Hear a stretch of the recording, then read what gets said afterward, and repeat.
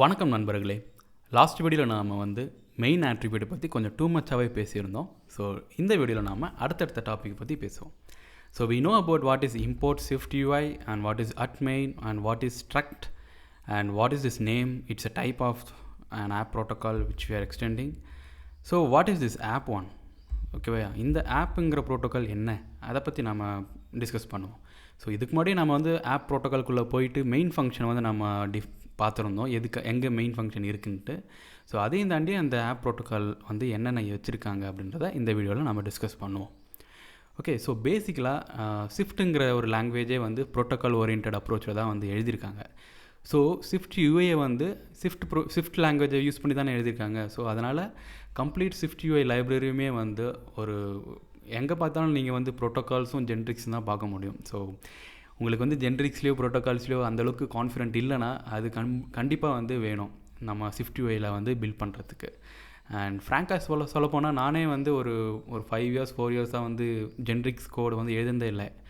And so எனக்கே SwiftUIயில் எதனா ஜென்ரிக்காக எழுதணுன்னா கொஞ்சம் கஷ்டமாக தான் இருந்துச்சு. So it is good to learn generic as well as protocol.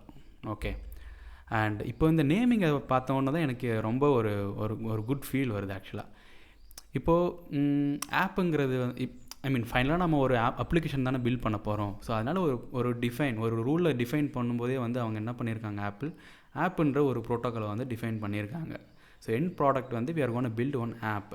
So அந்த ஆப் ப்ரோட்டோக்கால்குள்ளே என்னென்ன ஃபங்க்ஷனாலிட்டிஸ் வச்சுருக்கலாம். எனக்கு டூ many தாட்ஸ் வந்திருக்கு. லைக் ஒரு ஆப் ப்ரோட்டோக்கால்குள்ளே மேபி அப்ளிகேஷன் நேம் வச்சுருக்கலாம், இல்லை எந்தெந்த லாங்குவேஜ் அது யூஸ் பண்ணுதுன்னு வச்சுருக்கலாம், இல்லை ஆப் லோகோ செட் பண்ணணும், ஆப்போட லைஃப் சைக்கிளை அந்த ஆப் ப்ரோட்டோக்கால்குள்ளே இருக்கும். அப்படி இப்படின்னு டூ மச் ஆஃப் திங்கிங் எனக்கு இருந்தது. And then when I go back, go inside the app protocol definition, right, I was shocked. ஏன்னா அதுக்குள்ளே பார்த்தோன்னா ஒரே ஒரு ப்ராப்பர்ட்டி மட்டும்தான் இருக்குது. பாடிங்கிற இந்த ஒரு ப்ராப்பர்ட்டி மட்டும்தான் அந்த ஆப் ப்ரோட்டோக்கால் வச்சுருக்கு. மற்றபடி பார்த்தீங்கன்னா நமக்கு ஒரு main function and init function இருக்குது. ஸோ இனிட் நம்ம புதுசாக எதுவும் பண்ண வேண்டாம், அது டிஃபால்ட்டாக அதுவே ஹேண்டில் பண்ணிக்கும்.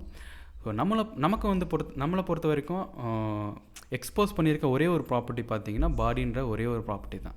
ஸோ இது something very generic and more abstract. நம்ம டூ மச்சாக டிஸ்கஸ் பண்ணாமல் கன்ஃபியூஸ் ஆகாமல் ஒரு அந்த ஆப்புக்கு ஒரே ஒரு பாடின்ற ஒரு ப்ராப்பர்ட்டி தான் இருக்கும். ஃபார் எக்ஸாம்பிள், இப்போ மனுஷன் ஒன்று நம்ம கிரியேட் பண்ணுறோன்னு வச்சுக்கோங்களேன். மனுஷன்னா அவனுக்கு ஒரு உடம்பு இருக்கணும்பா, அவ்வளோதாங்க. உடம்பு இருந்தால் அவன் மனுஷன். அந்த மாதிரி ஒரு ஹை லெவல் அப்ஸ்ட்ராக்ஷனாக ஆப்பை பில்ட் பண்ணுறாங்க. ஸோ இங்கே பாடிங்கிறது ஒரு type of scene. Okay, so பாடிங்கிறது அதோட டைப் சீன் வச்சுருக்காங்க. ஸோ சீனுங்கிறது ப்ரோட்டோக்கால் தான். அதை பற்றி நம்ம இன்னொரு வீடியோவில் நம்ம பார்ப்போம். ஸோ இதுதான் ஆப் ப்ரோட்டோக்கால். ஓகே, ஸோ அந்த நேமிங்கிறது தான் எனக்கு இதில் ரொம்ப பிடிச்சது. ஏன்னா ஈவன் நான் ஒரு ப்ராப்பர்ட்டிக்கு நேமிங் வைக்கும்போதோ ரொம்ப டூ மச்சாக டிஸ்கஸ் பண்ணுவோம் வித் த டீம்.